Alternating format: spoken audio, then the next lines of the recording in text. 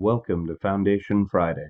The dedication and covenant of silent unity was signed on December 7th, 1892 by Charles and Myrtle Fillmore, founders of the Unity movement. It is unlikely when they signed this covenant that they had any idea how far-reaching unity would be as it evolved into the church we know and love today. We invite you to join us as we explore and share some of the original ideas, teachings, and writings of the men and women who created the foundation of the Unity Church. Hi there. Thank you for joining us for Foundation Friday. Today, we are going to return to our series on backstories.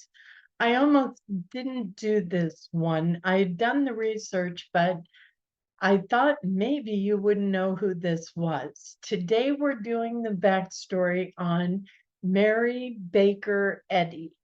Does that name ring a bell? Maybe not. We all know in Unity the story of Myrtle and Charles going and listening to a New Thought speaker who said the words, "As a child of God, you cannot inherit sickness," which so motivated Myrtle that she was healed, and Charles, following her methodology, was also healed, and Unity was born. So we owe a lot to Mary Baker Eddy, whether we actually know her name or not. So now you know. Here's a little bit about her. She was born in 1821 and she died in 1910. She was an American religious leader and author who founded the Church of Christ Scientists in New England in 1879. She also founded the Christian Science Monitor in 1908 and three different religious magazines: the Christian Science Sentinel, the Christian Science Journal, the Herald of Christian Science. She also wrote numerous books and articles, the most notable of which were Science and Health with Key to the Scriptures and Manual of the Mother Church. Other works were edited into prose works other than Science and Health. Eddy was born Mary Morse Baker on July 16, 1821, in a farmhouse in Bow, New Hampshire, to farmer Mark Baker and his wife Abigail Bernard Baker. Eddy was the youngest of six children, and then they list the kids. Her early life was marked by illness. She suffered from a variety of ailments, including a spinal injury, and she was frequently bedridden. In 1844, she married George Washington Glover, a businessman. The couple had one son, George Washington Glover II, the second, who was born in 1847. He died of typhoid fever in 1849 when Eddy was just 28 years old. After Glover's death, Eddy began to study spiritualism. She also began to experiment with healing methods, including prayer and mental healing. In 1866, she experienced a dramatic healing after reading a passage from the Bible about Jesus' healing of a woman with an issue of blood. From that moment, she dedicated her life to the study and practice of Christian Science.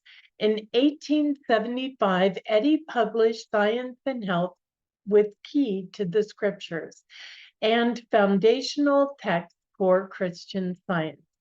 The book was a synthesis of her spiritual and healing experiences, and it quickly became a bestseller. In 1879, Eddy founded the Church of Christ Scientists in Boston. The church grew rapidly, and by the time of Eddy's death in 1910, it had over 200,000 members worldwide. Christian Science is a religious movement that is based on the belief that God is mind and that all disease is a result of false belief in matter. Christian scientists believe that through prayer and spiritual understanding, it's possible to heal all forms of diseases. Mary Baker Eddy was a complex and controversial figure. She was a brilliant and charismatic leader, but she was also autocratic and demanding. She was a visionary who founded a new religious movement, but she was also a flawed human being. In my research, I found that she was not well loved in the classes she attended, getting her doctorate, and that she was often sent away to speak in different churches and to different populations because the headmistress of the school she was attending could only take so much of her. She was very opinionated, she was very loud, she was argumentative, and often spoke with a vulgar tongue. So it is hypothesized that it's because she was such a difficult personality that she was sent to speak the night that Charles and Myrtle went to hear her. So I hope you have enjoyed learning a little bit about this very complex woman, Mary Baker Eddy. Thank you for joining us here for Foundation Friday. Have a great weekend. Namaste. Thank you for joining us, and let's stay connected and grow in spirit. We are on Facebook. Search for Unity Church of El Cajon and follow us and like our posts. You can reach us on YouTube at Unity Church of El Cajon. Please subscribe to our channel, watch our videos, and leave comments which can help us improve. We are on the web at unityofelcajon.org. Email or call our church office to receive our weekly newsletters, which lists all of our activities and opportunities to learn and grow together.